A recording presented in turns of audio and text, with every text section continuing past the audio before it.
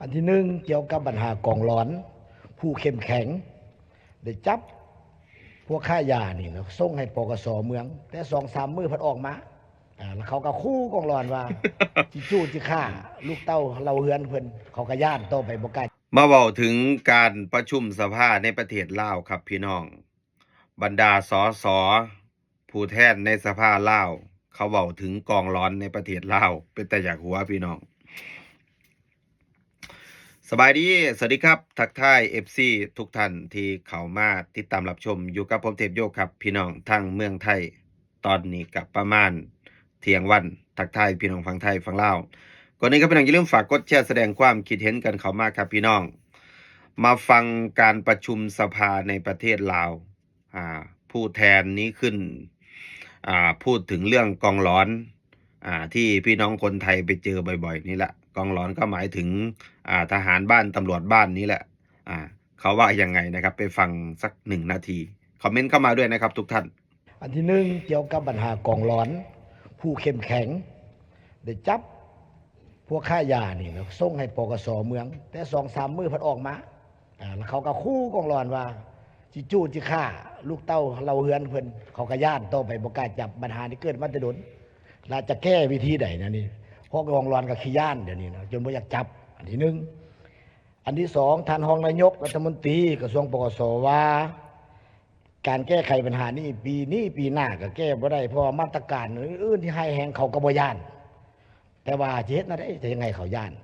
แต่ข้าพเจ้ามีทัศนะนี้จะได้บอกว่าข้าพเจ้าคิดว่าเขาย่อย่านนี่มันย่านยึดทรัพย์ทั้งหมดตามไทม์ไลน์ที่มีเจ้าหามาลดค่าขาย10 ปี20 ปีขอยยึดมาเดียวหมดคือประเทศใกล้เคียงกันน่ะเขาบ่กล้าได้อันนี้เขายอมติดคุกยอมตายแต่เพื่อให้ครอบครัวและนี่แหละครับทุกท่านนี่คืออันนี้อันตรายสภาเขาจะแก้นะสปปลาวเข้าใจผู้แทนท่านนี้ขึ้นมาพูดถึงเรื่องกองร้อนเขาบอกว่ากองร้อนเนี่ยจับพ่อค้ายาเสพติดจับไม่เกิน2 วันจับส่งให้ปกสคือหมายถึงจับส่งให้เจ้าหน้าที่ตำรวจลาวนั่นแหละปกสก็หมายถึงหน่วยป้องกันชาติป้องกันความสงบหรือว่าฝ่ายความมั่นคง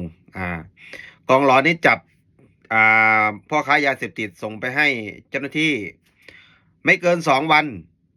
พ่อค้ายาเสพติดออกมาแล้วออกมาจากคุกหลังจากออกมาจากคุกเนี่ยคือพ่อค้ายาเสพติดนั้นคือไปขู่กองหลอนว่าจะเผาบ้านว่าจะเผาลูกกองร้อนนี่ก็ย่านพี่น้องครับย่านไม่กล้าอันนี้คือในประเทศลาวพูดถึงเรื่องยาเสพติดเนาะพี่น้องครับอยู่ในประเทศลาวไอ้คนที่รวยในต่างจังหวัดของประเทศลาวนะหลายๆคนเนี่ยรวยเพราะค้ายาบ้ายาเสพติดอันนี้คือต้องยอมรับแล้วอีกอย่างนะครับทุกท่านไอ้คนที่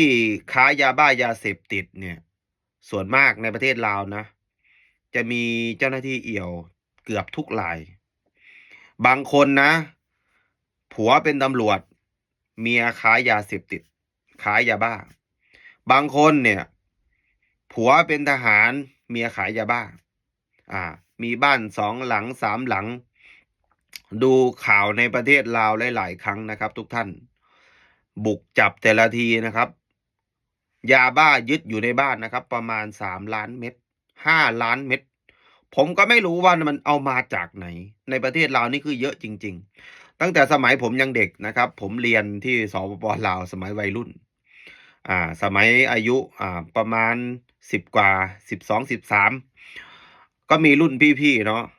อยู่ในหมู่บ้านใกล้ๆกันนี่แหละเวลาที่จะไปซื้อยาบ้าเนี่ยเจ้าของบ้านเขาเอาใส่จานมาให้เลยนะทุกท่านเขาเอาใส่จานไอ้พวกเศษมันเศษมันที่มันทำแล้วเขาเรียกว่ามันไม่เป็นเม็ดเขาเอาเศษมันใส่จานมาให้ลองก่อนถ้าถูกใจถ้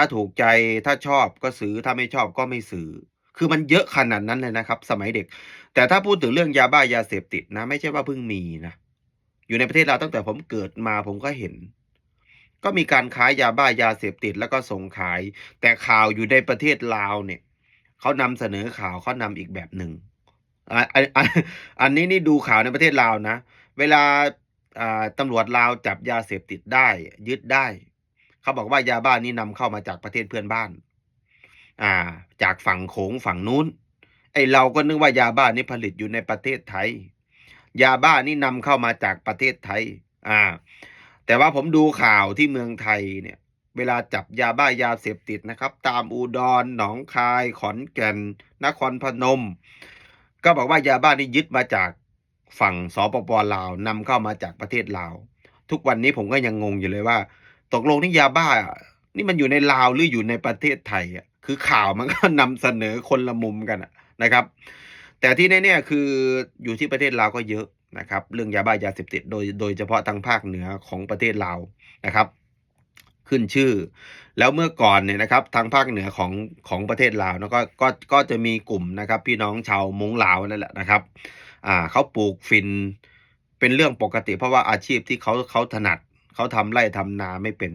พี่น้องชาวม้งสมัยก่อนเนี่ยคือปลูกฝิ่นนะทางภาคเหนือของลาว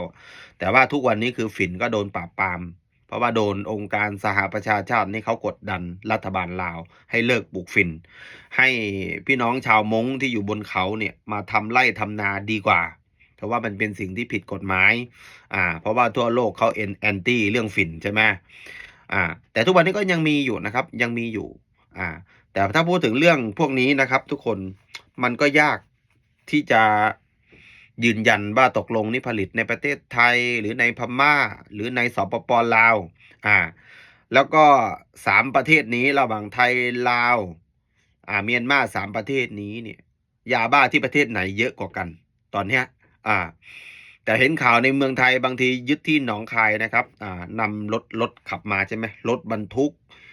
รถบรรทุกอันนี้ก็อัดเต็มนะครับในท่อรถในแท้งน้ำแท้งอะไรเต็มไปหมดนะครับจำได้ว่ายึดได้ตอนนั้นที่จังหวัดหนองคายนะครับข้ามมาจากฝั่งลาว4 ล้านเม็ด5 ล้านเม็ดตอนนั้นก็เป็นข่าวดังอยู่ที่เมืองไทยนะแล้วก็จนล่าสุดเนี่ยมีข่าวว่าอะไรนะเท้าใช้อะไรนะเท้าใช้ทุกคนยังจำข่าวนี้ได้ไหมที่ว่าจับพ่อค้ายาเสพติดคนลาวเท้าชัยชนะแก้วพิมพาถูกรวบที่สนามบินสุวรรณภูมิทุกวันนี้ก็ติดคุกที่เมืองไทยเนี่ยน่าจะติดคุกตลอดชีวิตเพราะว่าโทษประหารไม่มีเนี่ยนะครับน่าจะติดคุกนะครับแต่ว่าเท้าชัยชนะแก้วพิมพาเนี่ยอยู่ที่ลาวนะเขาเรียกเฮียลบคนในประเทศเราโดยเฉพาะสังคมชั้นสูงหมายถึงพวกไฮโซนี่นับถือมากเลยนะเพราะว่ามีรถปอร์เช่รถดอทโปเช่รถเก๋งรถเบนซ์เนี่ยคูไม่รู้กี่คันนะครับเต็มหมดรวยนะครับแต่อยู่ในประเทศลาวรอดนะแต่ข้ามมาสุวรรณภูมิฝั่งไทยนะครับโดนรวบเรียบร้อยนี่แหละครับพี่น้องโอเคครับพี่น้องขอบคุณหลายๆครับที่เข้ามาติดตามรับชมฝากกดแชร์แสดงความคิดเห็นกันเข้ามาน้ำเด้อครับพี่น้องครับสบายดีสวัสดีครับ